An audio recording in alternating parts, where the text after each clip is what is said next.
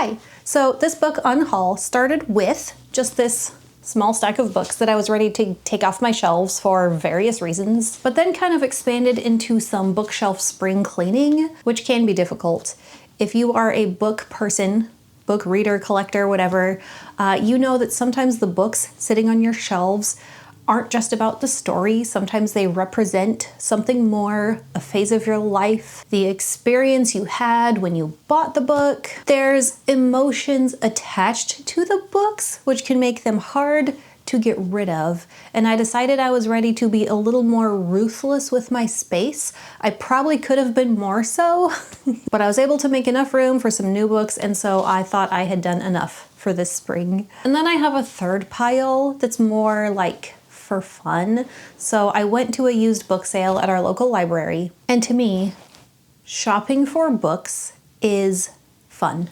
And as I was shopping for books, I wasn't finding anything that I needed, nothing that I needed to add to my shelves. I'm trying to get rid of books. But then I thought, why don't I go ahead and have the fun of shopping, purchase some books to support my local library, and then donate those books to the little free libraries around town. So I get to have fun, I get to have the little dopamine rush of buying books, support the library, and help other people get some free books all at the same time. So I'm gonna go ahead and show those, but I won't take as long talking about them since they don't have the emotional attachment to me as these other ones. To start, Words of Radiance, but this is only because I have since acquired the hardcover version. My husband has been so kind and so supportive of my reading habit. I had these huge paperbacks. This size of book should have never been put into paperback. And he has been slowly, as they come on sale, replacing my paperbacks with hardbacks. This one I now have and can pass it on to someone else who has hopefully read the first one and will be excited to get this second book in a big, fun, epic fantasy series. This next one is one that I thought I was going to like. I liked parts of it, but I will never read it again. It was kind of creepy, not for me. That's The Bear and the Nightingale by Catherine Arden. It is a lovely book, and I would be tempted to leave it on my shelf because it is pretty, but I know I'm never going to read it or read the rest of the series, so I am going to let it go. It is Russian fairy tale inspired. It had some dark, creepy vibes, a little too creepy for me, and I am very okay with not finishing this series. However, I am not mad at the author like I am for these next two, and that is Jim Butcher. I had been so excited when I found these first two books in the Codex Alera at Goodwill. I thought, aha, I have heard of these. These seem more in my wheelhouse than other Jim Butcher books. I am going to go ahead and try them. I will get caught up in talking about it too much if I allow myself to. I plan on filming my rant review / why I DNF'd video for this next after this one, so I need to save all my thoughts and my emotions for that, but I did not appreciate it, nor do I appreciate the author, nor will I ever read a Jim Butcher book after this. I just have no interest now, and there are so many other books to read. I don't feel like I'm going to be missing out by unhauling these and not even bothering with the rest of the series. So, bye-bye, Jim boy. And then Gate to Kagoshima. I'm a little sad about this one. My video most previously made to this one was my review for this book, and overall it was fine. Really just not what I was looking for. And kind of like The Bear and the Nightingale, it is so beautiful, it is very tempting to just keep on my shelf because it's so pretty, but it is just taking up space that I will hopefully replace with books that I love more. This was just a nice, light time travel romance back to samurai time in Japan. It didn't give me what I wanted in a romance, and it didn't really give me what I wanted in a samurai-inspired book either, so it was like not even the best of both worlds. This is the author's first book, so I do anticipate her getting better as she keeps writing. I just don't need to keep this first one. So that is the extent of my original unhaul. Next are the ones that I had to be a little more ruthless with. And this stack is a little bit bigger. Okay, this one I am a little sad to let go of, but I'm never gonna do it all, and that's my Star Wars origami book. This was a fun find at a Barnes & Noble. I have actually folded several of the things. It comes with the correct paper to make characters and ships and lightsabers and all kinds of stuff. And then it comes with the directions. They range from Padawan level, the very easy to fold origami, up to like, what, Jedi Knight? The ones where having some experience in paper folding is really beneficial. Some of them were a little too difficult for me. I was able to fold them, but they didn't necessarily look very nice. And I feel like I've had my fun with it, and I may as well pass it along to someone else who will have even more fun. Okay, this one I almost unhauled last time, but I felt guilty about it, so I didn't. This time I'm actually doing it, and that is Eyes of the Dragon by Stephen King.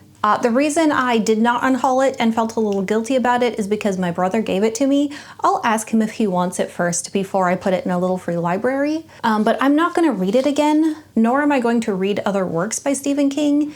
He's not an author for me, which did not surprise me once I read it. This one is more fairy tale fantasy style than his horror works, but you can tell he's a horror writer. The way he describes things with so much sensory input. And if you've been watching my videos for long enough to remember me reviewing this one, you will know that a large part of the reason I don't want to read it again is because of the scene with the boogers. I am not into snot and boogers.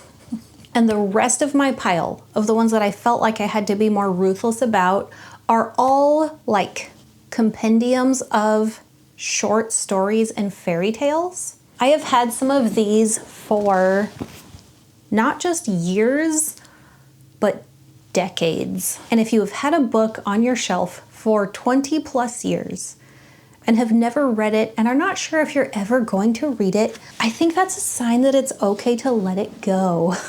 So I really love nautical stuff.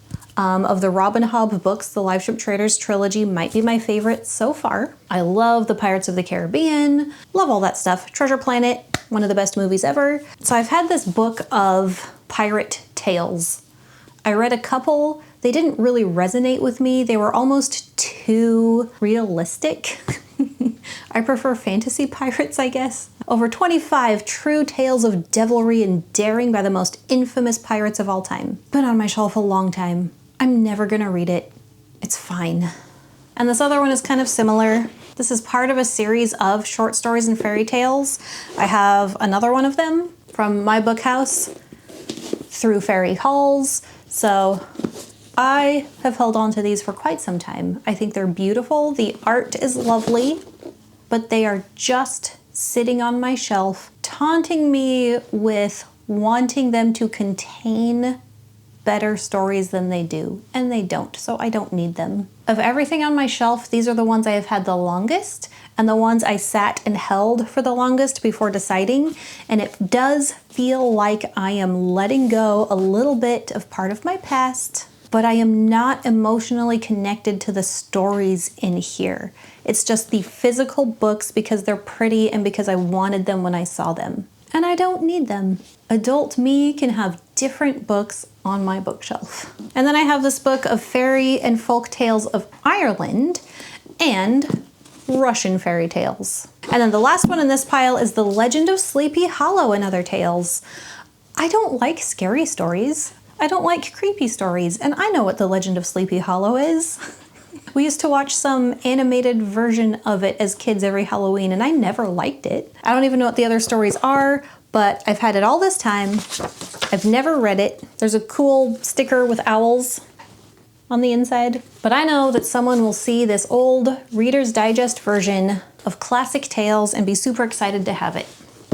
More so than me. And then just for fun, I will show the books that I found that I bought with the intention of donating to little free libraries. I found some Dragonlance books, but specifically Dragons of Autumn Twilight, Dragons of Winter something, Winter Night, and Dragons of Spring Dawning. These are the Dragonlance Chronicles 1, 2, and 3. And I think someone out there is going to be excited to find these three. I know someone will. I actually have this first one on my Kindle, and I started it and got partway through and never finished it because I just felt like it wasn't going anywhere. And I have felt that way about a couple of other Weiss and Hickman stories that I've read. So I am not necessarily a huge fan of them, but I know that there are people who are. And then I also saw Dragons of Summer Flame, which you would think is book 4 in this series because they're named after the seasons. It is not a direct continuation, but it just felt right to have all 4 of the seasons together. I don't know that I need to go over all of these. There's a couple of classics like The Hunt for Red October, The Wind in the Willows, Clockwork Fairy Tales, which seemed cool. Just a couple of gold medal books, romance, women's fiction. One that I thought looked interesting is Astoria. As someone who lives in Oregon and has been to Astoria, this is like a fictionalized account of the history of some of the first settlers to that side of the country and that part of the state. I'm a little tempted to read it before donating it just because I live so close to there. And then one other one that I actually got for myself, and then depending on how I feel about it, I will either donate it or keep it. Bridge of Birds. This has been recommended to me by one of you, and I think even my brother. The author claims that this is a novel of an ancient China that never was, but oh, it should have been. So it's a fictional tale, takes place in a historical fictional version of China, and I don't know much about it. Anyway, I've had it recommended to me, I've looked into it a little bit, I saw it there, I was like, aha! So it's first being added to my shelf, and then we'll see. I've bought a few new books recently. I probably need to do a book haul video next, but I have one coming in the mail this week, so I'll wait for that.